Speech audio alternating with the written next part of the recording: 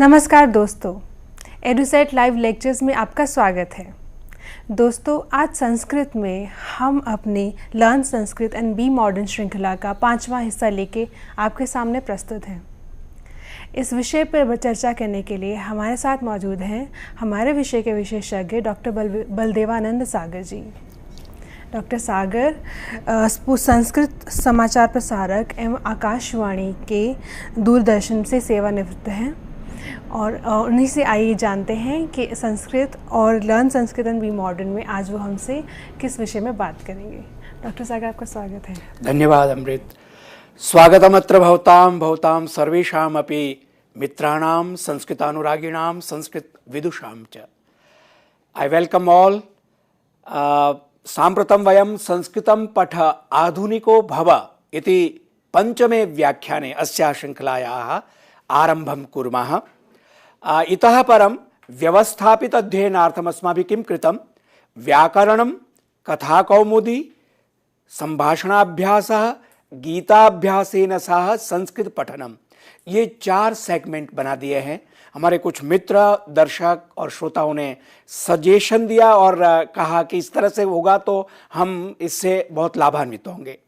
तो पहले सेगमेंट में हम ग्रामर की बात करेंगे और दूसरा सेगमेंट होगा उसमें स्टोरीज टेलिंग, और तीसरे में प्रैक्टिस ऑफ स्पोकन संस्कृत, और चौथे में संस्कृत लर्निंग थ्रू भगवद गीता। और इस प्रकार हम ये अपना एक व्याख्यान पूरा करेंगे। तो 5वें व्याख्यान के प्रथम प्रकल्प में आइए हम व्याकरणम आरभामहे, व्याकरण से शुरू करते हैं।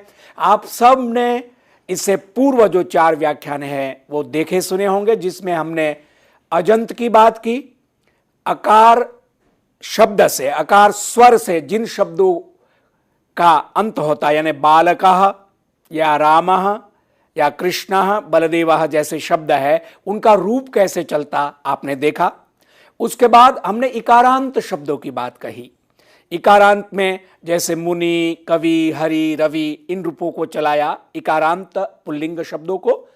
तो ये अजंत इकारांत पुल्लिंग शब्द है। इनका रूप मुनि, मुनि, मुनयः आपने देखा, सुना और अभ्यास भी किया होगा, और कुछ मित्रों ने सूचना भी दी कि इससे उनको बहुत लाभ हो रहा है। आइए अब आगे चलते हैं। उकारांत शब्द होते हैं जैसे कि गुरु, भानु, शिशु, साधु, विष्णु, रिपु, इस तरह से ये पुल्लिंग शब्द है, मैस्कुलिन जेंडर वाले। और इनका शब्द का जो अंत में ऊ है वो मुख्य स्वर होने से इसको उकारांत पुल्लिंग या अजंत उकारांत पुल्लिंग इनको हम कहेंगे। इनके रूप कैसे चलेंगे आइए देखते हैं। त्रीणिलिंगानि भवन्ति। In Sanskrit language we have 3 gender, masculine, feminine और न्यूट्रल। उसमें मैस्कुलिन जेंडर में एक वचन, द्विवचन, बहुवचन होता है, और उसमें डिक्लेंशंस जो नॉमिनेटिव, एक्यूजेटिव, इंस्ट्रूमेंटल, डेटिव वगैरह, तो उसको हम विभक्ति के रूप में विभाजित करके प्रथमा, द्वितीया, तृतीया, चतुर्थी, पंचमी, षष्ठी, सप्तमी और संबोधन के रूप में जानते हैं। ग्रीन कलर में आपके सामने है। अब गुरु का मैं रूप चलाता हूं। गुरु, गुरु, गुरवः, यानी सिर्फ गुरु विदाउट विसर्ग होगा तो ये कच्चा है संस्कृत भाषा के लिए, ये शुद्ध नहीं है, ये कच्चा माल है। जब विसर्ग लग जाएगा तो वो शुद्ध शब्द। गुरु आदरणीय, परमादरणीय, अस्मान् निरदिशति सन्मार्गम, गुरवे नमः। आपने श्लोक सुना होगा, गुरुर्ब्रह्मा गुरुर्विष्णु गुरुर्देवो महेश्वरः, गुरु साक्षात परब्रह्म तस्मै श्री गुरवे नमः। तो ये गुरवे चतुर्थी विभक्ति है। गुरुम, गुरु, गुरून्, द्वितीया एक वचन, द्विवचन, बहुवचन, तृतीया गुरुणा, गुरुभ्याम, गुरुभिः, और चतुर्थी में जैसे अभी मैंने श्लोक आपको कहा, तस्मै श्री गुरवे नमः, तो चतुर्थी विभक्ति गुरवे, गुरुभ्याम, गुरुभ्यः। पंचमी गुरोः, गुरुभ्याम, गुरुभ्यः। षष्ठी एक वचन, गुरोः, पंचमी के समान ही, और द्विवचन में षष्ठी में गुर्वोः, षष्ठी बहुवचन गुरूणाम। सप्तमी एक वचन गुरौ, सप्तमी द्विवचन गुर्वोः, और सप्तमी बहुवचन गुरुषु। संबोधन एक वचन हे गुरु। संबोधन द्विवचन हे गुरु और संबोधन बहुवचन हे गुरवः। ये उकारांत शब्द का रूप आपके सामने तीनों वचन और सातों विभक्ति एवं संबोधन में इसी प्रकार से ये मैंने अलग से करके आपको बताया। और अन्य शब्द जो होंगे उनका रूप हम चलाएंगे। जैसे कि एक और शब्द ले लेते हैं भानु। अब भानु को जब हम चलाएंगे तो प्रथमा एक वचन भानु, प्रथमा विभक्ति द्विवचन भानु, प्रथमा विभक्ति बहुवचन भानवः। भानु माने सूर्य होता है। शिशु शिशुः, शिशु शिशवः। इस तरह से प्रथमा विभक्ति एक वचन द्विवचन बहुवचन। साधु को अगर चलाएंगे साधु साधु साधवः, साधुम साधु साधून, साधुना साधुभ्याम साधुभिः। तृतीया एक वचन द्विवचन बहुवचन। अब चतुर्थी में साधवे, जैसे गुरवे था, साधवे द्विवचन, साधुभ्याम बहुवचन साधुभ्यः। साधु का पंचमी एक वचन साधोः द्विवचन, साधुभ्याम बहुवचन साधुभ्यः। षष्ठी एक वचन साधोः साध्वोः साधूनाम। सप्तमी एक वचन साधौ साध्वोः साधुषु। और संबोधन हे साधो हे साधु हे साधवः। इस तरह से विष्णु रिपु जो भी है शब्द उकारांत पुल्लिंग उसके रूप आप चला सकते हैं। अब हम बात करते हैं, हमने लर्न संस्कृत बी मॉडर्न 3 श्लोकों के आधार पर शुरू किया था, जिसमें पहला श्लोक था कराग्रे वसते लक्ष्मी करमध्ये सरस्वती करमूले तु गोविंदः प्रभाते कर दर्शनम।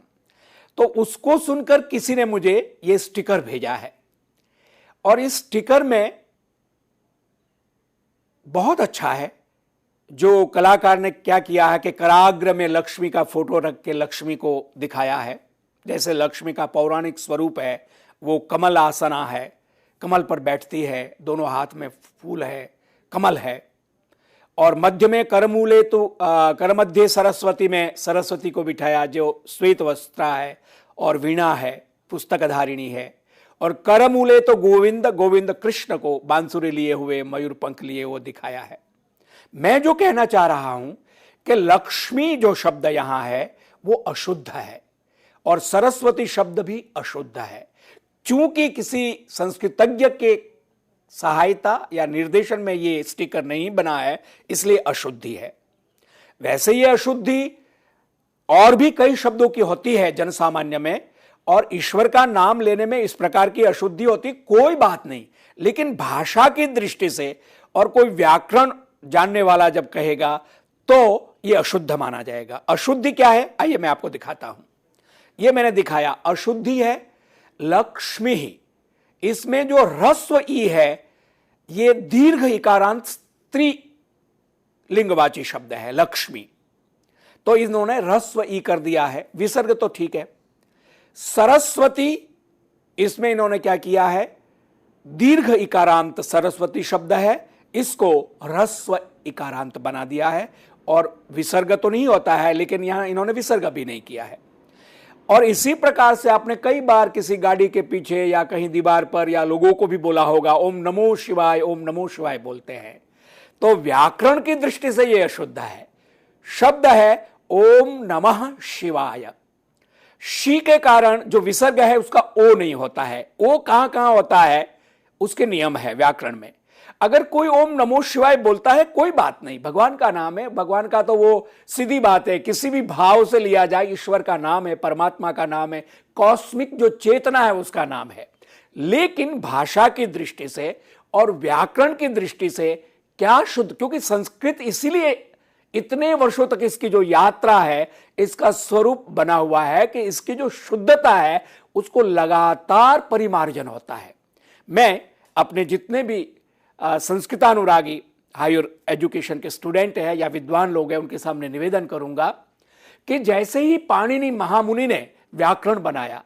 उससे पहले भी तो संस्कृत के व्याकरण थे और बाद में भी कई लोगों ने व्याकरण पर काम किया है, लेकिन उन्होंने अपनी प्रतिभा और अपना जो विशेष अध्ययन है, रिसर्च है, उसके आधार पर अफगानिस्तान में पैदा हुए पाणिनि जी और पूरे भारत और आसपास के जितने क्षेत्र हैं उनकी जो बोलियां हैं और भाषाएं हैं उनका अध्ययन किया और उसके बाद 4000 सूत्र बनाए, जिसको अष्टाध्यायी में उन्होंने एक व्यवस्थित रूप से रखा। अष्टाध्यायी 8 अध्याय और प्रत्येक अध्याय के 4 पाद, और वो इतना व्यवस्थित है जैसे कि कोई सॉफ्टवेयर हमारा कंप्यूटर का व्यवस्थित होता है, उस तरह से उसका कार्य है।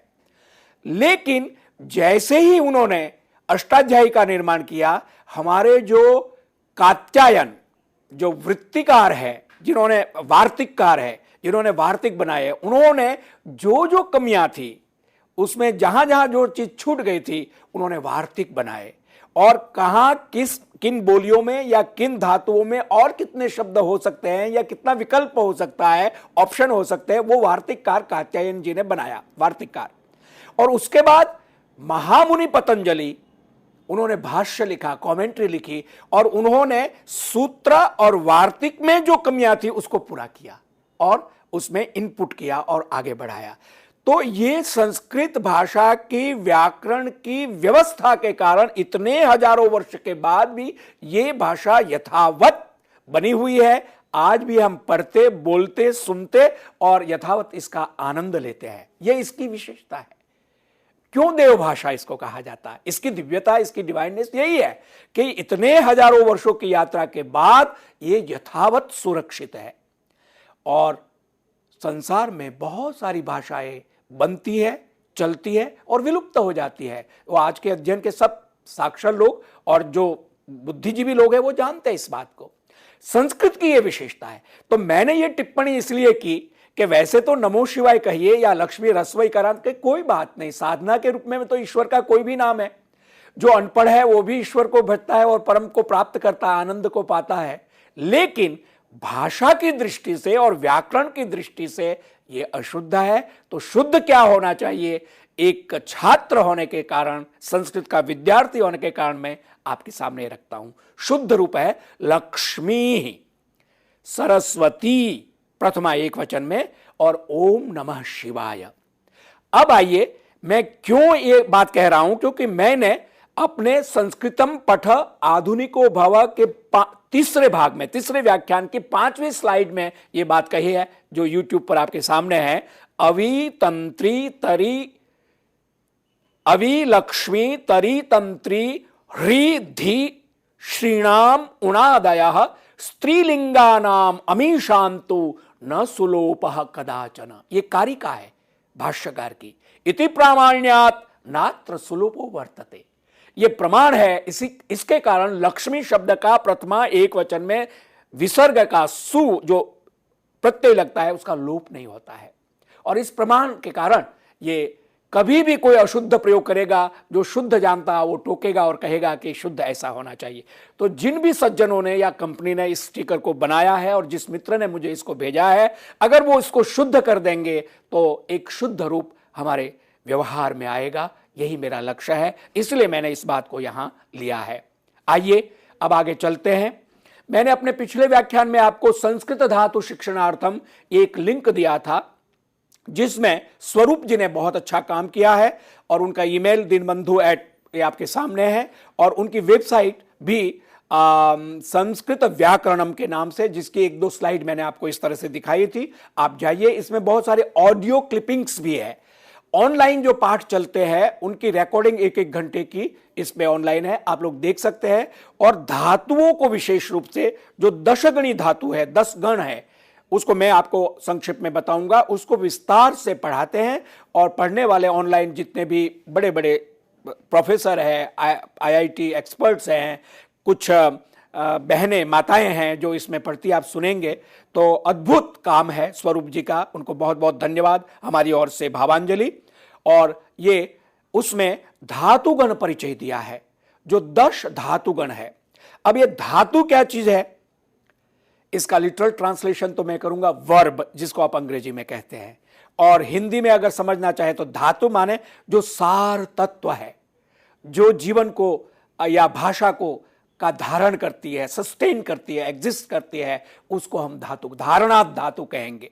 ये अर्थ को, जो अंदर का बीज जिसको हम कह सकते हैं, सीड, जिसमें से पूरा वटवृक्ष निकलता है इतना बड़ा, लेकिन उसका बीज छोटा होता है, धातु छोटी है, फिर उसके बाद उसके अलग अलग रूप बनते हैं, वो मैं आपके सामने रखूंगा।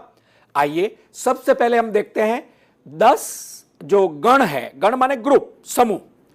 तो पाणिनि मुनि ने क्या किया, संस्कृत की जो 2000 धातु है उसको डिवाइड कर दिया, क्लासिफाइड कर दिया, और भ्वादिगण माने भू आदि, भू धातु है जिसका भवति भवतः भवंती बनेगा, भवति माने होता है, भवतः द्विवचन, भवंती बहुवचन का रूप है। आगे हम देखेंगे कैसे रूप बनते हैं। लेकिन भू धातु जिसमें आदि में है तो भा संधि हो गई, भ्वादिगण, ये प्रथम गण है, फर्स्ट ग्रुप है। भू इत्यादयः धातवः भवति इत्यादीनि क्रियापदानि, उससे क्रियापद वर्ब का फॉर्म कैसे बनेगा, भवति। अंग्रेजी का हम उदाहरण ले ले या हिंदी का ले ले, जैसे गो है तो गो का रूप हम चलाएंगे गो, वेंट, गॉन। ये तो प्रेजेंट, पास्ट और पास्ट परफेक्ट के रूप हम अंग्रेजी में चलाते हैं। और उसके बाद वह जाता है तो ही गोज, तो सह गच्छति, सह भवति, तौ भवतः, ते भवन्ति, सह पठति, तौ पठतः, ते पठ, इस तरह से आगे हम इसके रूप चलाएंगे वाक्य के साथ। लेकिन फिलहाल आप इतना समझेंगे कि भ्वादिगण में भू आदि धातु है, वो उससे क्रियापद भवति भवतः भवन्ति लकारों में बनते हैं। 10 लकार है, वो भी मैं आपको बताऊंगा अगले व्याख्यान में। यस्य गणस्य, जिस गण की आदौ आरंभ में भू धातु अस्ति सह भ्वादिगणः, जिसमें पहली धातु भू है वो भ्वादिगण है। अब भवति बनता कैसे है, तो भू और उसमें एक प्रत्यय होता है, सफिक्स जिसको हम कहते हैं, वो बहुत अच्छा सूत्र है, आप सुनिए। तिप्तस जी, सिप्थस्थ, मिव्वस्मस, ताताम झ, था सा थाम, ध्वम इड वही महिंग, ये सूत्र है पाणिनि जी का। आप देखिए कितना अद्भुत ये सूत्र है, जिससे सभी धातुओं के, सभी कालों के रूप चलते हैं, एक वचन, द्विवचन, बहुवचन में, और first person, second person, third person में, जिसको हम प्रथम पुरुष, मध्यम पुरुष, उत्तम पुरुष बोलते हैं हिंदी में, संस्कृत में। तो ये इसकी व्यवस्था पाणिनि जी ने की, और उसमें प्रत्येक, जैसे भू है और आगे ती होगा तो बीच में एक विकरण प्रत्यय होगा। विकरण माने विशिष्ट सफिक्स जोड़ा जाता है जिसका कुछ खास काम होता है, वो हम आगे देखेंगे विस्तार से। तो भू शप ती होगा, शप में अ बचेगा, भू अ ती, भू में ऊ को गुण होके ओ बन जाएगा, फिर अव होगा, भवती रूप बनेगा। ये पूरी प्रक्रिया है।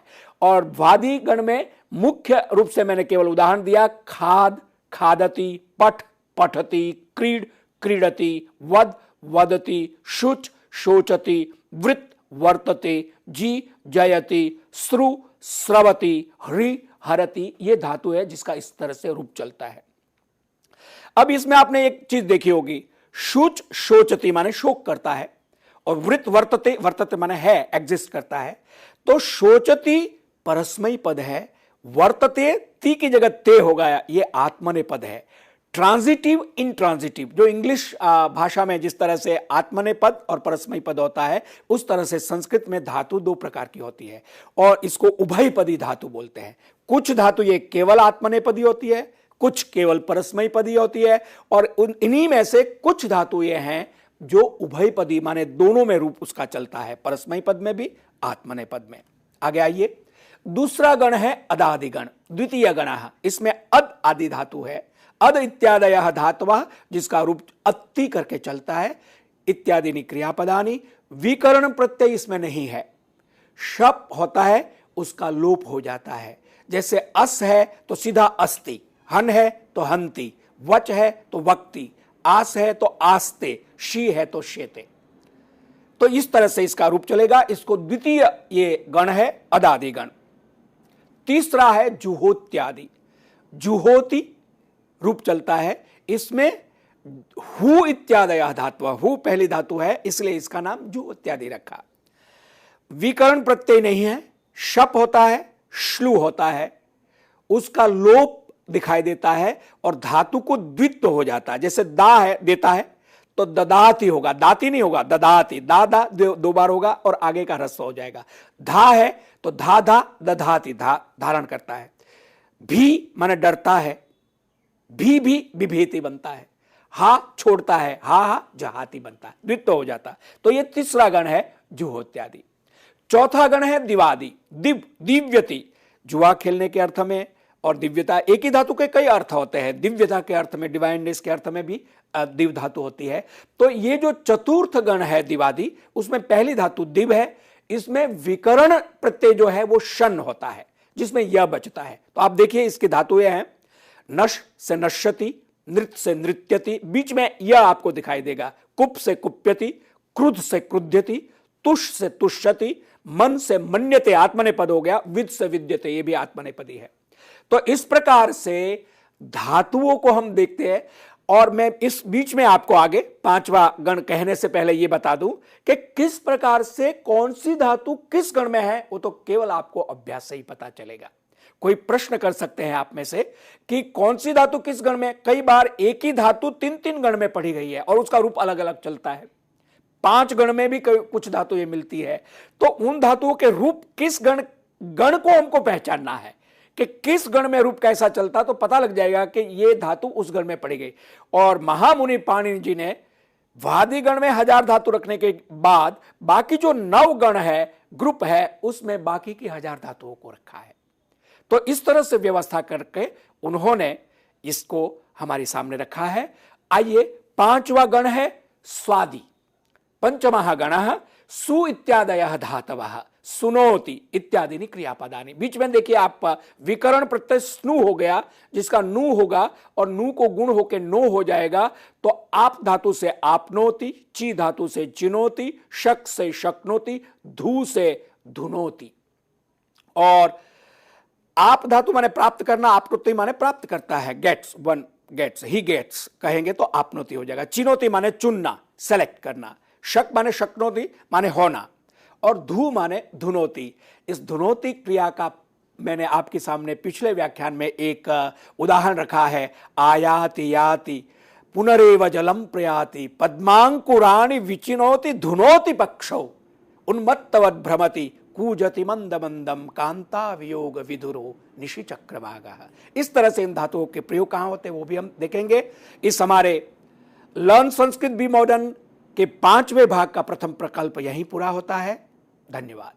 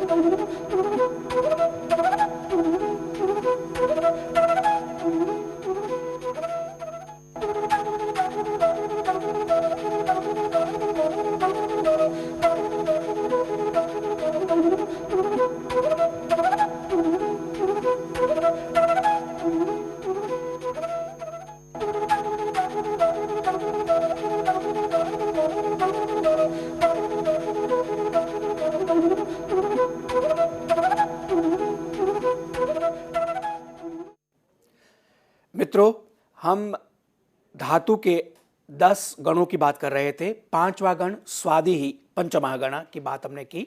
इसी प्रकार छठा गण है तुदादि। षष्ठः गण तुद इत्यादयः धातवः, जिसके रूप तुदति इत्यादि क्रियापदानी चलते हैं। और विकरण प्रत्यय इसमें श है, जिसमें से अ बचता, जैसे तुद में अ मिल जाएगा, तुदति रूप बनेगा। और उदाहरण के लिए जैसे मिल धातु से मिलति, लिख से लिखति, क्षिप से क्षिपति और कृष से कृषति।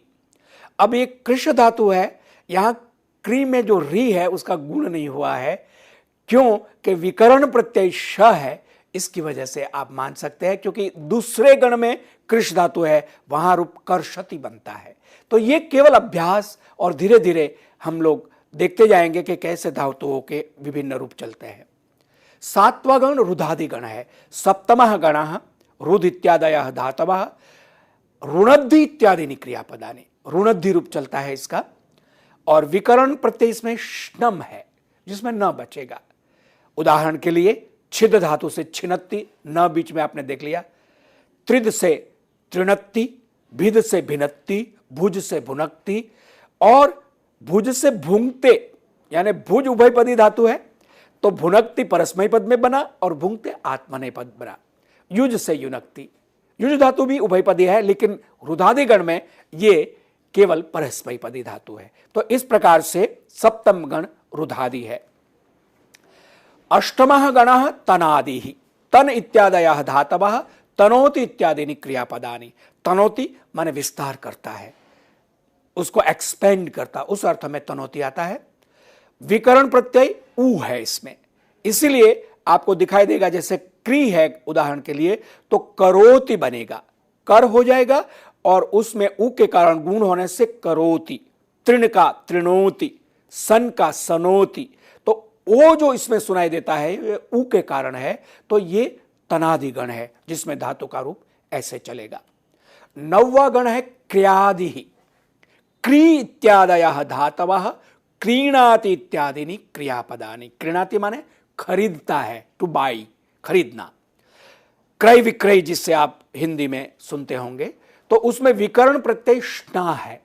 बीच में जो अणा या ना आपको सुनाई देगा वो विशिष्ट प्रत्यय है और रूप इसके चलेंगे। ग्रह धातु से गृहणाति बनेगा, ज्ञा से जानाति बनेगा, अश से अश्नाति खादति, व्री से वृणाति, स्तभ से स्तभनाति एकदम स्तंभन कर देना, रुक जाना, और बध से बधनाति बांध लेना।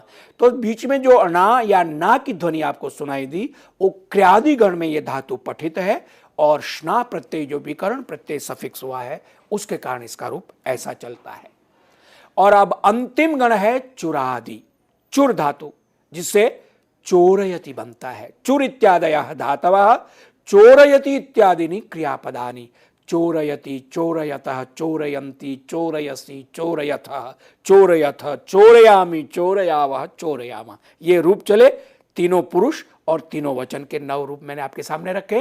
तो ये धातु स्वार्थ में नीच होने के कारण अय हो जाता है, और अय होने से अयति, जैसे गणयति, चोरयति, इस तरह से स्वार्थ में जब रूप चलेगा, क्षालयति, प्रेषयति, कथयति, चिंतयति, भक्षयति, ये रूप स्वार्थ में णिच प्रत्यय। लेकिन आगे आप व्याकरण में और जाएंगे तो प्रेरणार्थक अनिच प्रत्यय होता है। यानी मैं पढ़ता हूं, अहम पुस्तकम पठामि, आई रीड ए बुक, लेकिन मैं पुस्तक पढ़वाता हूं, प्रेरणा करता हूं, मोटिवेट करता हूं, प्रेरित करता हूं, तो वहां मैं कहूंगा अहम पुस्तकम पाठयामि। तो ये नीच हुआ है, वो प्रेरणार्थक हुआ है। लेकिन चुरादि गण में स्वार्थ में, अपने अर्थ में ये नीच प्रत्यय होता है और रूप इस प्रकार से चलते हैं। तो ये 10 गण मैंने आपके सामने रखे। अब केवल मैं आपके कुछ धातुओं के रूप पठति, पठतः, पठन्ति, पठसि, पठतः, पठत, पठामि, पठावः, पठामा, ये 3 वचन और 3 पुरुष। किस प्रकार? इस तरह से। रादर आप यूं देखेंगे, ठीक है, रामः पठति, राम पढ़ता है, लेकिन ये एक वचन में हो गया, थर्ड पर्सन में। बालकौ पढ़तः, बॉयज 2 बॉयज स्टडिंग या रीडिंग, जो भी आप कहें, 2 बच्चे पढ़ते हैं। और बालिकाः पठन्ति, बहुवचन में प्रथम पुरुष में, लड़कियां, द गर्ल्स रीडिंग या गर्ल्स रीड, बालिकाः पठन्ति, लड़कियां पढ़ती है। ये प्रथम पुरुष एक वचन, द्विवचन, बहुवचन के रूप हो गया। लेकिन मध्यम पुरुष माने सेकंड पर्सन, त्वम पठसि, तुम पढ़ते हो, तुम 2 पढ़ते हो कहना हो युवाम पठतः, और आप सब पढ़ते हैं, तुम सब पढ़ते हो कहना है तो यूयम पठतः कहेंगे। ये सेकंड पर्सन के तीनों वचन के रूप हो गए। नाउ इन फर्स्ट पर्सन, मैं पढ़ता हूं, अहम पठामि, अहम वदामि, अहम गच्छामि, मैं पढ़ता हूं, मैं जाता हूं, मैं कहता हूं, जो आप कहते हैं। और हम 2 कहना है तो आवाम पठावः, हम दोनों पढ़ते हैं। और हम सब तो वयम पठामः। ये इस तरह से आगे हम वाक्य बनाएंगे या स्टोरी टेलिंग में मैं इसको आपको एग्जाम्पल को इंप्लीमेंट करके दिखाऊंगा कि किस प्रकार से सब्जेक्ट, ऑब्जेक्ट, वर्ब, इन तीनों मिलकर हर भाषा में वाक्य पूरा बनता है। और अंग्रेजी हो, हिंदी हो, संस्कृत हो या विश्व की कोई भी भाषा हो जिसमें इस प्रकार से कर्ता के अनुसार क्रिया होती है और ऑब्जेक्ट माने कर्म क्या होता है, वो सब हम जानते हैं। लेकिन चूंकि संस्कृत ग्रामर मैथमेटिकल है और वैज्ञानिक भी है, तो इसको हर एक रूप को हमको जानना जरूरी है, नहीं तो जैसे अभी मैंने बताया वैसे त्रुटि संभव है। अभ्यास से ये त्रुटियां नहीं होती है। भू धातु है वादिगण में, भवति भवता, भवंती भवसी भवता, इसका प्रयोग हम कैसे करेंगे वो मैं आपको बाद में बताऊंगा। अब एक सीधा जैसे गच्छति है, बहुत आप लोगों ने सुना पढ़ा होगा, जो 6ठी से 8वीं 10वीं तक पढ़ते हैं, गच्छति गच्छता गच्छन्ति, गच्छसि गच्छता गच्छत, सी होना चाहिए और गच्छामि होना चाहिए, ये थोड़ा गलत हो गया है, इसको हम छोड़ के आगे चलते हैं। ये जो श्लोक है, आकाशात पतितम तोयम यथा गच्छति सागरम सर्वदेव नमस्कारः केशवम प्रति गच्छति, ये श्लोक मैंने आपके सामने रखा क्योंकि गच्छति धातु का इसमें प्रयोग किया है। आकाश से गिरा हुआ जल अल्टीमेटली समुद्र में ही जाता है, यथा गच्छति जैसे समुद्र में जाता है, सर्वदेव नमस्कार, किसी को भी आप प्रणाम करें, किसी भी देवता को आप अपना सर झुकाएं, दुआ करें, तो वो सब नमस्कार केशवम प्रति गच्छति, केशव के प्रति, परमात्मा के प्रति होता है। ये इस श्लोक में बताया गया है। अब आइए इसका दूसरा सेगमेंट व्याख्यान का है, कथा कौमुदी, स्टोरी टेलिंग को हम शुरू करते हैं। मैंने ये कथा ली है कामना जालम, एक कथा का शीर्षक है कि हमारी इच्छाएं है उसका कैसा जाल, नेट बना हुआ है, उसके बारे में भगवान बुद्ध की ये कथा है।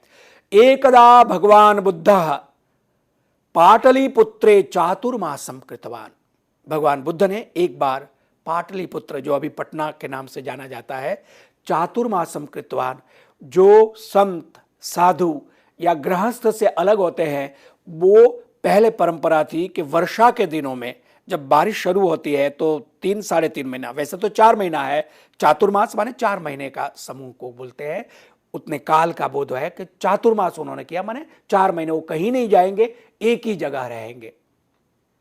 बहता पानी भला और बहता पानी भला और चलता जोगी भला, ऐसा कहावत है। इस तरह से जो महापुरुष होते हैं वो हमेशा घूमते रहते हैं लोक कल्याण के लिए, लेकिन चातुर्मास में एक जगह रुक के अपनी साधना करते हैं, लोगों को उपदेश करते हैं। भगवान बुद्ध एकदा, एक बार, अव्यय है। भगवान बुद्ध प्रथमा एक वचन है, पाटलिपुत्रे सप्तमी एक वचन है, चातुर्मासम कृतवान, कृत क्री धातु से वतु प्रत्यय, ये बाद में हमें आएगा। तो इस तरह से व्याकरण का प्रयोग के साथ हम स्टोरी टेलिंग को देखें। तस्य प्रवचनानि श्रोतुम बहवः जनाः आयान्ति स्म, many people used to come to listen him to his discourses. उसके प्रवचन, तस्य, तत् शब्द का षष्ठी एक वचन है, प्रवचनानि, प्रवचनम नपुंसकलिंग का शब्द बहुवचन प्रथमा में, जलम जले जलाने की तरह, प्रवचनानि श्रोतुम, श्री धातु से तुमुन प्रत्यय, श्रोतुम बहवः जना, बहु शब्द। अभी हमने थोड़ी देर पहले ही गुरु और शिशु शब्द चलाया, तो प्रथमा एक वचन में शिशवः, बहवः, बहु शब्द का बहु बहु बहवः चलेगा। बहवः जनाः, बहुत सारे लोग, आयान्ति स्म, जैसे भवन्ति अभी बनाया था, आयान्ति, याति यातः यान्ति, उपसर्ग लगा दिया आयान्ति स्म। अब इसी को आयान्ति, प्रयान्ति, संयान्ति, वियान्ति, जो भी आप रूप बनाएंगे, जैसे मैंने आयाति याति पुनरेव जलम प्रयाति एक श्लोक आपके सामने रखा था चकवा का, अभी थोड़ी देर पहले भी पाठ किया। तो ये आयान्ति स्म माने आते थे, स्म लगाने से पास्ट टेंस का बोध होता है। आयान्ति माने आते हैं और स्म लग गया तो आते थे। एकस्मिन् दिवसे सभायां सहस्रशः जनाः उपस्थिताः आसन्।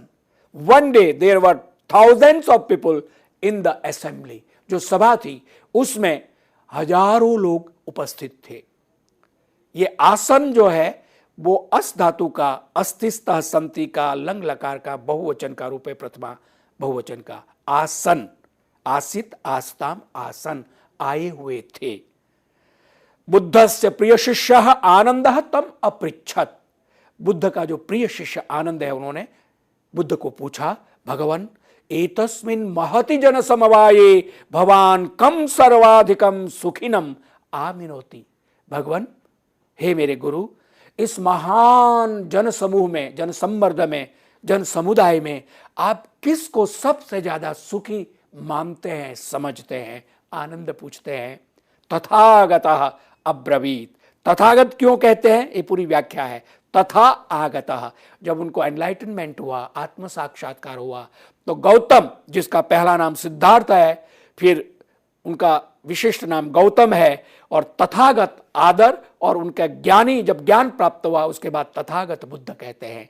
तथागतः अब्रवीत, भगवान बुद्ध ने कहा, पश्य, देखो, अंतिमायाम पंक्तौ स्थितः दुर्बल देहः कंथाधारी नरः सर्वाधिकः सुखी अस्ति। अंतिम पंक्ति में, लास्ट लाइन में जो बैठा हुआ दुबला पतला, एक बहुत कंथाधारी माने गुदड़ी सी पुरानी टूटी फूटी गुदड़ी पहनी हुई है, वो आदमी सबसे ज्यादा सुखी है। अब आइए, एतत् कथम इति पृष्टः भगवान बुद्ध अभाषत। आनंद ने पूछा, ये कैसे भगवान? तो भगवान बुद्ध ने कहा, अहम तव समक्षम एव एतान सर्वान पृच्छामि ततः सत्यम ज्ञास्यसि।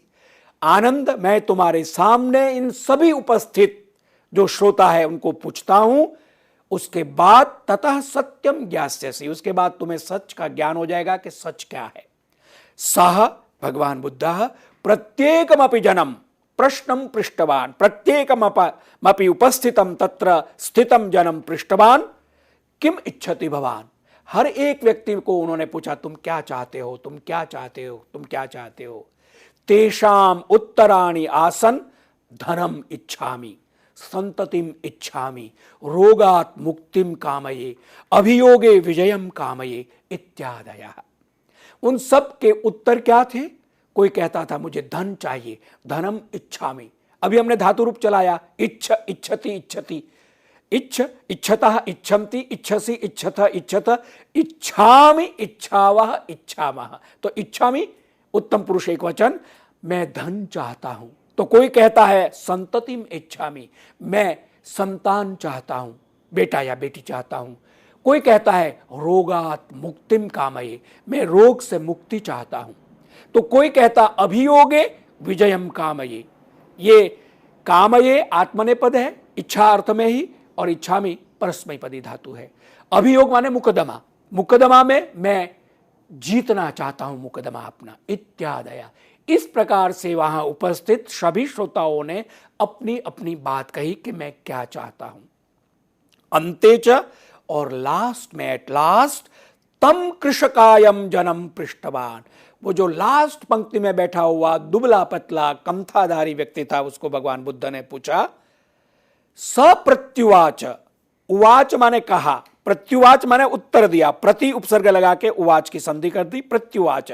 उस दुर्बल देहधारी व्यक्ति ने कहा, न मयि काचिदपि कामना वर्तते, मैं कुछ भी नहीं चाहता हूं, मेरे में कोई भी कामना शेष नहीं है।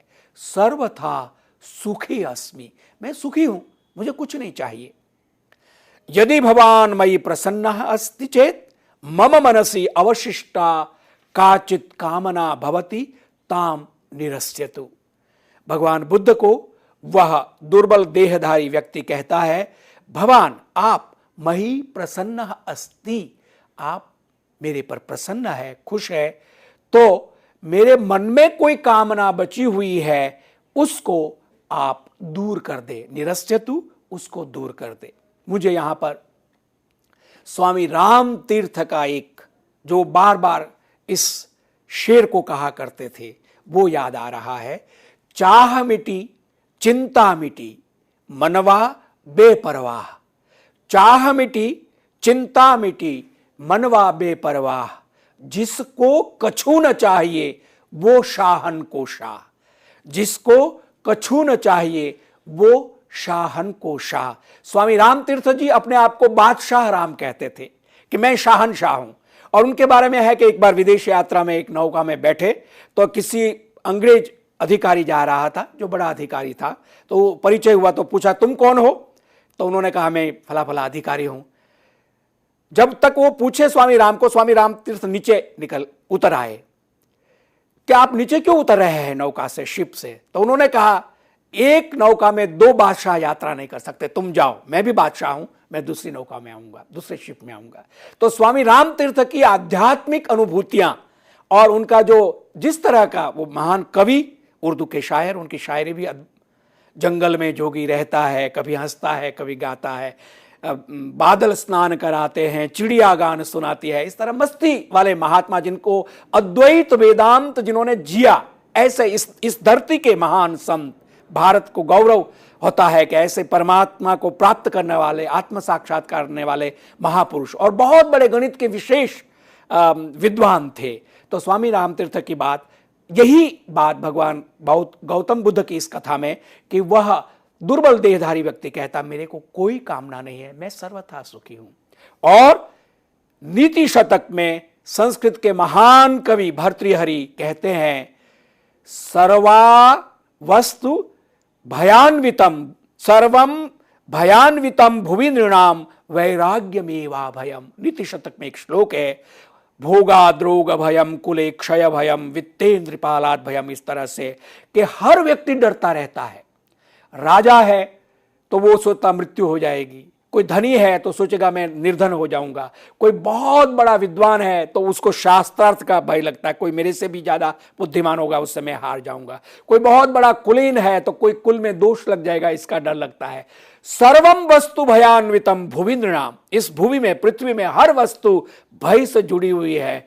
वैराग्यमेवा भयम, किसी को विराग हो जाए, ज्ञान हो जाए, अनासक्ति, डिटैचमेंट हो जाए वस्तुओं से और अपने आप में तृप्त हो जाए, बहुत पॉजिटिव अद्वैत वेदांत की बात है जो हम सब जीवन, बहुत मुश्किल है, कहना आसान है, लेकिन पुनरपि केवल संस्कार और ज्ञान और चर्चा से ही बात आ सकती है। निडर कौन होता है? जिसको वैराग्य है, यानी सब कामनाएं छूट गई है, मन में एक प्रकार की अनासक्ति, सब वस्तुओं से ऊपर उसकी मानसिक स्थिति इतनी परिपक्व हो जाती है कि किसी चीज से उसको डर नहीं लगता है, मृत्यु का भी भय नहीं होता है। इस प्रकार से ये कथा सुधा को, हम कथा कौमुदी को यहीं पूरा करते हैं। आगे चलते हैं, तीसरा सेगमेंट है संभाषणाभ्यास।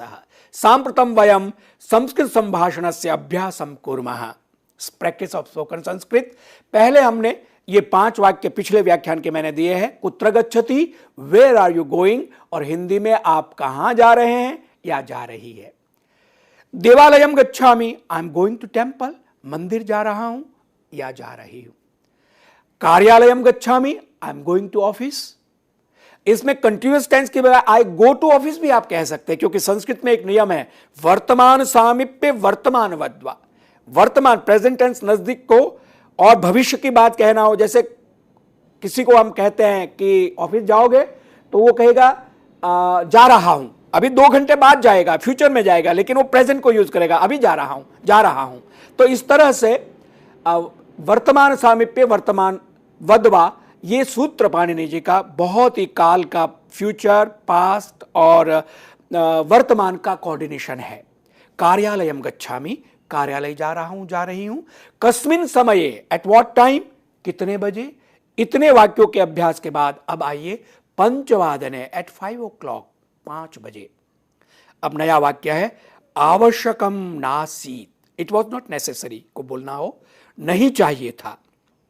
अब यहां अगर आप संधि का ज्ञान पूरा रखते हैं तो आवश्यकम नासीत भी बोल सकते हैं संस्कृत में, या आवश्यकम न आसित अलग करके भी आप कह सकते हैं। किसी एक्सप्रेशन को कहना it's a great pleasure, is a matter of great pleasure, बहुत अच्छा। तो पहले भी मैंने कहा था शोभनम, अति उत्तमम, उत्तमोत्तमम, बहुत अच्छा, महान आनंद भी की अभिव्यक्ति हो सकती है। प्रयत्नम करोमि, आई ट्राई और आई एम ट्राइंग, प्रयत्न करूंगा या करूंगी अर्थ में प्रयत्नम करोमि। लेकिन संस्कृत जो ट्रेडिशनली पढ़ते हैं या संस्कृत का अच्छा ज्ञान रखते हैं वो प्रयते कहेंगे। प्रयते माने प्रयत्न करता हूं, क्योंकि प्रयते, प्रयेते, प्रयतन्ते इस तरह से जो रूप चलता है, लेकिन उसको अलग कर दिया सरल करने के। ये संस्कृत की फ्लेक्सिबिलिटी है, आनम्यता है। विद्वान व्यक्ति होगा वो बड़े गुरु गंभीर और कठिन भाषा का प्रयोग करेगा, लेकिन जो सरल प्रयोग करना, इसलिए भ्रांतियां बहुत है। लोग कहते हैं ना कि बहुत कठिन है पंडितों की भाषा, नहीं, सरलम वर्तते। यदि सरल सारल्य माध्यमेन सरलतया भाष्यते चेत तत्र सरलम प्रयत्नम करोमि। प्रयते रूप नहीं आता है, प्रयत्नम प्रयत्न शब्द है, उसके आगे आप करोमि प्रयोग करते हैं तो प्रयत्नम करोगी का प्रयोग कर सकते हैं। डोंट से सो, अगर कहना है ऐसा ना कहिए, तथा न वदतु हम कह सकते हैं। कदा ददाति, व्हेन विल यू गिव, कब दोगे, ये अर्थ में कदा ददाति। कदा दास्यति भी होगा, अभी मैंने जैसे कहा था वर्तमान सामीप्य वर्तमान वद्वा, तो ददाति भी चलेगा, दास्यति भी चलेगा। किम करो मैं, व्हाट कैन आई डू, मैं क्या करूं। अगर यहां मैंने आपने देखा अहम को मैंने ब्रैकेट में इसलिए रखा है कि अहम आप न भी प्रयोग करें, किम करोमि कहेंगे तो इससे बोध हो जाएगा कि मैं क्या करूं, ये हम कहना चाहते हैं। यानी फर्स्ट पर्सन सिंगुलर नंबर करोमि है तो अहम आप न भी प्रयोग करेंगे तब भी ग्रामेटिकली ये करेक्ट होगा और अर्थबोध हो जाएगा। ये है इसकी जो गणितात्मक स्वरूप है संस्कृत का, वो ये है। कति जनाः सन्ति, how many people are there, कितने लोग हैं, तो जनाः बहुवचन है तो संति, स्तः संति, अस्ति स्तः संति रूप चलता है, उसका प्रयोग होगा। पुनः आगच्छतु, प्लीज कम अगेन, फिर से आइए। अवश्यम आगच्छामि, आई विल सर्टेनली कम, जरूर आऊंगा। गृहे सर्वम कुशलम, is everything well at home, घर में सब कुशल है। गृहे सर्वम कुशलम, अब इंट्रोगेटिव मार्क यानी टोनेशन, हमारी लहजा कैसा है उससे भाषा का बोध होता है। इंट्रोगेटिव लहजा है तो गृहे सर्वम कुशलम ऐसा कहेंगे, और गृहे किम सर्वम कुशलम अस्ति ऐसा कहेंगे तब भी चलेगा। इसको अभी जो इन्होंने फिल्म बनाई थी जिसमें आमिर खान ने अभिनय किया है, और उन्होंने कहा कि किस तरह का ये ग्रह है जिसमें एक ही शब्द को अच्छा अच्छा अच्छा इस तरह से अभिव्यक्ति एक ही शब्द से कैसे करते हैं, फिल्म का नाम मैं भूल रहा हूं। तो इस तरह से जो है भाषा की बात उन्होंने उस फिल्म में कही है। अब आते हैं चतुर्थ सेगमेंट, हमारा समय भी पूरा आ रहा। संक्षेप में गीताभ्यासेन सह संस्कृत पठनम, हमने धर्म क्षेत्र कुरुक्षेत्र श्लोक पिछले 4 व्याख्यानों से लिया था, और तीसरी एक्सरसाइज भी थोड़ी की थी जिसमें धृतराष्ट्र शब्द की व्याख्या की, और इसका किस तरह से समास होता, धृतः राष्ट्रेण भी किया था, और धृतम राष्ट्र एन इसका भी हमने किया था। राष्ट्र शब्द माने नेशन, किंगडम, एम्पायर, नपुंसकलिंग प्रथमा एक वचन है। और ध्री धातु, अब चूंकि मैंने आज इसलिए वादी धातु को इस व्याख्यान में लिया क्योंकि हमें गीताभ्यास के साथ साथ धातुओं के रूप का ध्री धातु है, 1 नंबर है। इसका मतलब क्या है, ये प्रथम गण में है, वादी गण में है, और उ माने उभयपदी है, यानी परस्मैपदी आत्मनेपदी है, और 6 माने छठे गण में ये आत्मनेपदी है, और 10वें गण चुरादी में ये उभयपदी है। द्रि धातु 3 गण में है और अलग अलग रूप चलते हैं, जिसका अर्थ होता है to hold, to bear, to carry, to resolve upon वगैरह इति धातु। तस्मात् भूतकाल वाचकम विशेषणम धृत बोन रिजॉल्व अपॉन, ये पुल्लिंग में धृतः ये न आगे करेंगे, तस्य प्रथमा विभक्ति एक वचनम। राष्ट्रेण तृतीय विभक्ति एक वचन, राष्ट्र नेशन, किंगडम, एम्पायर, ये नपुंसकलिंग में है। तस्य तृतीया विभक्ति एक वचनम रूपम। अब आइए 3-2 माने तीसरे एक्सरसाइज में दूसरा शब्द उवाच है, जो वच धातु से परोक्ष लिट में बनता है और ये परस्मैपदी धातु है, दूसरे गण में अदादि गण में पढ़ी गई है, जिसका अर्थ होता टू से, टू स्पीक, इस तरह से। तस्य परोक्ष भूते प्रथम पुरुषे एक वचनम। अब ये परोक्ष भूत क्या है, अद्यतन यानी वर्तमान लट क्या है, ये हम बाद में इसको सुनेंगे और समझेंगे।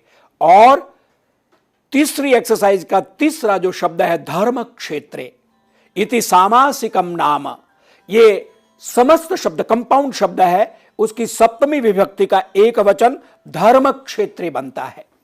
और इसका तीसरे एक्सरसाइज के तीसरे शब्द का पहला जो मतलब हम विग्रह करने जा रहे हैं, धर्मस्य क्षेत्रम, field on the side of eldest Pandava, field where righteousness prevails. धर्म क्षेत्र जहां पर पांडव लोग हैं, जहां केवल समुचित न्याय की नीति की बात होती है, ये षष्ठी तत्पुरुष समास है। और दूसरा धर्मस्य, धर्म शब्द का षष्ठी एक वचन, राइटस नेम ऑफ एल्डेस्ट पांडव इति पुल्लिंगे नाम धर्म। युधिष्ठिर को भी धर्म कहते थे, युधिष्ठिर का एक नाम धर्म या धर्मराज है। तस्य षष्ठी विभक्ति एक वचनम। और धर्मस्य क्षेत्रम माने युधिष्ठिर जिस फील्ड में है, field area, side of the field इति नपुंसकलिंगे नाम, तस्य प्रथमा विभक्ति एक वचनम च क्षेत्रम होगा। और कुरुक्षेत्र, ये तीसरी एक्सरसाइज का चौथा शब्द है, कुरुक्षेत्र इति सामासिकम नाम, तस्य सप्तमी विभक्ति एक वचनम कुरुक्षेत्रे बनेगा। कुरुणाम क्षेत्रम, फील्ड ऑफ कुरुज, षष्ठी तत्पुरुष समास। कुरुणाम, तो कुरु धातु जो है, name of the first person of the ancestry of Kuru, descendant of the ancestry of Kuru इति विशेष नाम। कुरु एक कुल का नाम है, इसलिए यदु से यादव बना, कुरु से कौरव बना। तस्य षष्ठी विभक्ति बहुवचनम कुरु नाम। समवेता युयोत्सवाः, समवेता माने इकट्ठे हुए, सम उपसर्ग पूर्वक, अब उपसर्ग पूर्वक, ई धातु से दूसरे गण में यह धातु है, परस्मैपदी धातु है, जिसका अर्थ होता है टू डिसेंड टुगेदर, इकट्ठा होना, समवेता इकट्ठा हुए। और उससे तस्मात् भूतकालवाचकम विशेषणम समवेत, he who has descendant along with others, pulling में प्रथमा विभक्ति, बहुवचन में समवेता बनेगा। युयुत्सवः, ये इस तरह से युद्ध धातु से बनेगा युयुत्सु। इसको हम अगले व्याख्यान में लेंगे। आज का व्याख्यान का समय पूरा हो रहा है। हम यहीं पर अपने इस 5वें व्याख्यान को लर्न संस्कृत बी मॉडर्न संस्कृतम पठ आधुनिको भव का दूसरा प्रकल्प पूरा करते हैं। धन्यवाद। समय की कमी के चलते हमें अभी लेक्चर यहीं रोकना पड़ेगा। और मित्रों, इसी बात पर मैं डॉक्टर बलदेवानंद सागर जी का धन्यवाद देना चाहूँगी कि वो यहाँ आए और उन्होंने ये लेक्चर दिया। और मित्रों, मैं आपका भी धन्यवाद देना चाहूँगी कि आपने ये लेक्चर सुना। हमें इसी बात पर आज्ञा दीजिए। धन्यवाद।